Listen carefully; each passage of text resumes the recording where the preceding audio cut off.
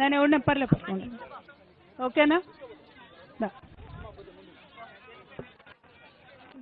ఒక్క అడిగనకేనా చిన్ని దా ఆంటీ రాని వచ్చిరా? ఓకే, అందరు ఉన్నట్టేనా? అందరికీ నమస్కారం. మీడియా మిత్రులందరికీ నమస్కారం. మీ అందరికీ తెలుసు సింగరేణి అంటే ప్రాణం నాకు. సింగరేణి కోసం ఇప్పుడు కాదు, తెలంగాణ రాకముందు నుంచి కూడా మరి మనకు కరువు ఉన్నటువంటి సందర్భంలో కూడా అన్నం పెట్టినట్టు బొగ్గుబాయిలను మనం ఎన్నడూ కూడా మరవరాదు.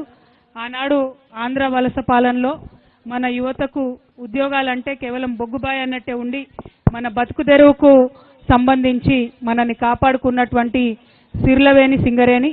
మరి అటువంటి సింగరేణిని రాష్ట్రం సాధించుకున్న తర్వాత అభివృద్ధి చేసుకున్నాం. అట్లనే డిపెండెంట్ ఉద్యోగాలు ఏవైతే ఒకప్పుడు ఈ గుర్తింపు సంఘాలన్నీ పోగొట్టినాయో వాటిని స్వరాష్ట్రం వచ్చినాక మనం సాధించుకున్నాం. మళ్ళీ ఇప్పుడు చూసినట్టయితే సింగరేణి సంస్థ నుండి ప్రభుత్వం దాదాపు 42,000 కోట్ల అప్పు తీసుకున్నది. ఒకప్పుడు బెనిఫిట్లో ఉన్నటువంటి సింగరేణి దగ్గర నుంచి ప్రభుత్వం బకాయిలు పెట్టింది. అంటే ఆల్రెడీ సింగరేణి పాకెట్లో 42-43,000 కోట్లు ప్రభుత్వం నుంచి రావాల్సినవి ఉన్నాయి. ఇది ఉండంగా ఇక్కడున్నటువంటి కొత్త బాయిలు తెరిచి ఇక్కడున్నటువంటి వాళ్లకు కొత్తగా ఉద్యోగాలు ఇవ్వాల్సింది పోయి కాంగ్రెస్ ప్రభుత్వం వచ్చిన తర్వాత ఎక్కడనో కర్ణాటకలో పోయి బంగారం గని కొన్నారు, ఇంకెక్కడనో పోయి రాగి గని కొన్నారు. ఇంకా ఎంత సిగ్గుచేటంటే ఆ కొన్నటువంటి గనుల కట్ట చేయడానికి వీళ్ళ దగ్గర డబ్బులు లేవట. అందుకని ఎల్ఐసికి పోయి మళ్ళీ 3,000 కోట్లు అప్పడుగుతూ ఉన్నారు. స్వయంగా సింగరేణి దగ్గర 42,000 కోట్ల రూపాయలు ఉంటే ప్రభుత్వం సింగరేణికి ఇవ్వకుండా, సింగరేణి ఇతర గనులను అభివృద్ధి చేసుకోవడానికి డబ్బులు ఇవ్వకుండా సింగరేణి పోయి మళ్ళీ ఎల్ఐసిని అడుక్కునే పరిస్థితి వచ్చింది. అంటే సంస్థను ఎట్లా దివాలా తీస్తురన్న విషయం దయచేసి సింగరేణి కార్మికులందరూ అర్థం చేసుకోవాలి. ఈ బతుకమ్మ సాక్షిగా మా ఆడబిడ్డల సాక్షిగా నేను డిమాండ్ చేస్తూ ఉన్నాను కాంగ్రెస్ ప్రభుత్వాన్ని, ముందు మీరు మీ అవినీతిని తగ్గించుకోండి. అవినీతిని తగ్గించుకుంటే కొత్త ప్రాజెక్టులు వస్తాయి, కొత్త బాయిలు వస్తాయి. చేసిన ప్రతి పనిలో అవినీతిని బంద్ చేసుకుంటే వందలాది వేలాది మందికి ఉద్యోగాలు వచ్చే అవకాశాలు ఉంటాయి. దయచేసి ఆ దిశగా ప్రయత్నం చేయమని కోరుతా ఉన్నాను. నిన్న మొన్న లాభాలలో వాటా అనేదో కార్మికులకు బిచ్చమేసినట్టుగా ముఖ్యమంత్రి గారు ప్రకటించారు. ఇది కరెక్ట్ కాదు. సింగరేణిలో రాజకీయ జోక్యం ఉండకూడదు. చిన్న ప్రకటనతోనే అయిపోవాలి.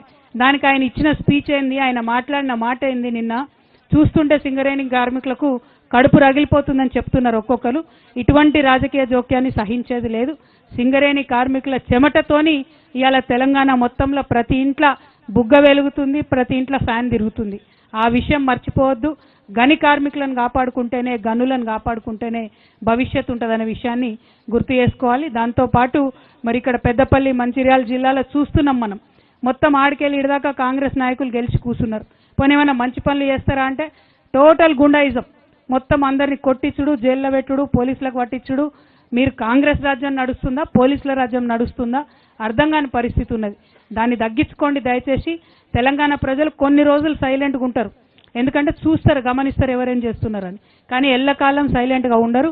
మళ్ళా అవకాశం వచ్చినప్పుడు ఇట్లనే మీరు దౌర్జన్యాలు చేస్తే మళ్ళీ మిమ్మల్ని ప్రతిపక్షంలో కూర్చోబెడతారు తప్ప అధికారంలో కొనసాగించారన్న విషయాన్ని కాంగ్రెస్ నాయకులు గుర్తుపెట్టుకోవాలని చెప్పి ఈ సందర్భంగా కోరుతూ, మరి ఇవాళ ఇక్కడికి బతుకమ్మకు సాయంత్రం పెద్ద ఎత్తున అన్ని దగ్గర నుంచి కూడా తరలి వస్తూ ఉన్నారు. శ్రీరాంపూర్ అంతటి నుంచి కూడా, గోదావరికర్ నుంచి, మంచిర్యాల నుంచి కూడా వస్తున్నామని అనేక మంది ఫోన్లు చేస్తున్నారు.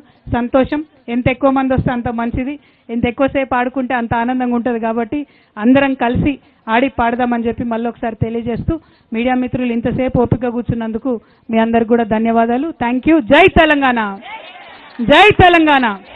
వర్ధిల్లాలి తెలంగాణ కళలు సంస్కృతి, కొనసాగాలి బతుకమ్మ పండుగలు, కొనసాగాలి తెలంగాణ పండుగలు. జై తెలంగాణ, జై జాగృతి, జై హెచ్ఎంఎస్.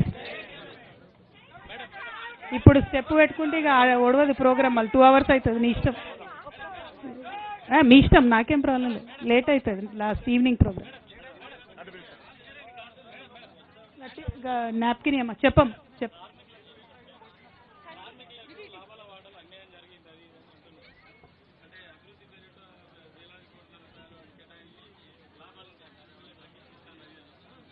ఇప్పుడు ఒక్కటండి, ఎప్పుడైనా కూడా పోయినసారి కూడా కాంగ్రెస్ ప్రభుత్వం కార్మికులు చేసిన మోసం ఏంది, టోటల్ వచ్చినటువంటి లాభాలలో ముందు కార్మికుల వాటా పక్కకు పెట్టి తర్వాత ఏమన్నా అభివృద్ధి కార్యక్రమాలు చేసుకోవాలి. బీఆర్ఎస్ ఉన్నప్పుడు మేము అదే చేసినాం, టోటల్ లాభాలలో వాటా ఇచ్చాం. వీళ్ళు వచ్చినాక పోయిన సంవత్సరం ఈ సంవత్సరం కూడా చేస్తున్నది ఏంటిది, అభివృద్ధి పనులకు అని చెప్పి మొత్తం 70% నిధులు పక్కకు పెట్టి దాని తర్వాత 34% లాభాలలో వాటా అని చెప్తున్నారు. దానివల్ల నష్టం ఎవరికి జరుగుతుంది? కార్మికులకు జరుగుతుంది. ఆ విషయము మీరు తెలియనట్టు లాభాలలో వాటా అది ఇది అని అంటున్నారు. నేను అది ఇది అంటలేను, ఉన్నది ఉన్నట్టే చెప్తున్నా. ఖచ్చితంగా గ్రాస్ ప్రాఫిట్ మీద షేర్ ఇవ్వాలి కార్మికులకు.